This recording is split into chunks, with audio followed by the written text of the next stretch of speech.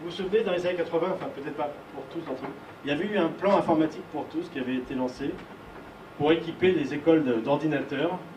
Et ça a créé, mine de rien, une sacrée génération. En ce moment, en France, on est troisième mondial du jeu vidéo avec Ubisoft. À partir de ce qui a été fait dans les années 80, on a eu une génération de programmeurs et de graphistes qui souvent maintenant ont des œuvres qui vont dans le monde entier. Et il faut savoir qu'en France, malheureusement, à l'heure où je vous parle, on a totalement perdu le combat pour les robots, comment dire, au niveau matériel. Il y a un seul constructeur français qui se distingue avec son robot qui s'appelle Nao, qui s'appelle Aldébaran. C'est vraiment un petit peu comme le village gaulois, c'est le seul résistant. Mais sinon, le Japon et la Corée ont pris une telle avance sur les robots que c'est pratiquement déjà fini pour nous. Et c'est très embêtant. Imaginez-vous qu'en 1920, on n'aurait pas eu de grands constructeurs automobiles, on n'aurait pas eu Citroën, on n'aurait pas eu Peugeot, Renault, etc. Dire qu'on aurait été absent d'un des plus grands marchés du siècle. Heureusement, il nous reste une voie. La voie, c'est la programmation de robots.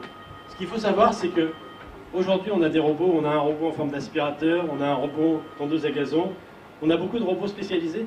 On est dans la même situation que les micro-ordinateurs au début des années 80. Je ne sais pas s'il y en a beaucoup d'entre vous qui ont connu des machines comme le Alice, le MSX.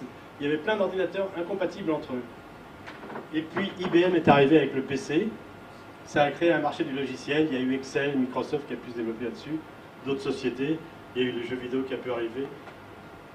Apple a créé le Macintosh. Pareil, on a eu énormément de logiciels qui sont arrivés.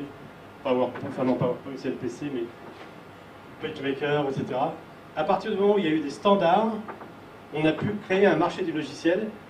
Et aujourd'hui, la plupart d'entre vous, vous avez soit un Mac, soit un PC, j'imagine. Et donc, quel pourrait être le robot standard? Ben, c'est pas très compliqué. Aujourd'hui, on a un robot aspirateur, on a un robot tondeuse à gazon, un robot qui nettoie les gouttières. Est-ce qu'il ne serait pas mieux d'avoir un Android? Pourquoi est-ce que l'Android devrait être le robot standard?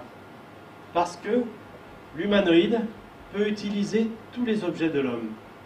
L'Android peut conduire ma voiture, il peut passer mon aspirateur, il peut passer ma tondeuse. Si on développe un Android, il pourra utiliser tous les objets de l'homme, et par définition, tous les gens qui s'occupent de robotique ne sont pas forcément d'accord. Moi j'ai tendance à penser que l'Android, ce sera le robot standard. Forcément, il aura des mains. C'est une interface aussi simple, encore plus simple qu'un téléphone mobile. Je sais comment lui parler, je le regarde dans les yeux, je lui parle, il me répond. Je lui dis fais la cuisine, etc. Moi je penserais qu'on arrivera un jour. Il y aura donc le robot équivalent du PC ou du Macintosh. Quand vous achèterez une machine, on vous donnera le logiciel avec pour la réparer. Par exemple, vous achèterez la Twizy ou je ne sais pas. Le constructeur vous donnera une puce à mettre dans l'épaule du robot et il saura dépanner votre voiture. Il aura tous les logiciels, il aura les outils, etc. Et du coup, la profession d'avenir pour vos enfants, programmeurs de robots. Voilà pourquoi il nous faut un plan robotique pour tous, si vous pouvez faire passer le message à vos élus. Il faut former très très vite une génération de roboticiens. Voilà, j'en ai fini. Si vous avez des questions, je suis à votre disposition.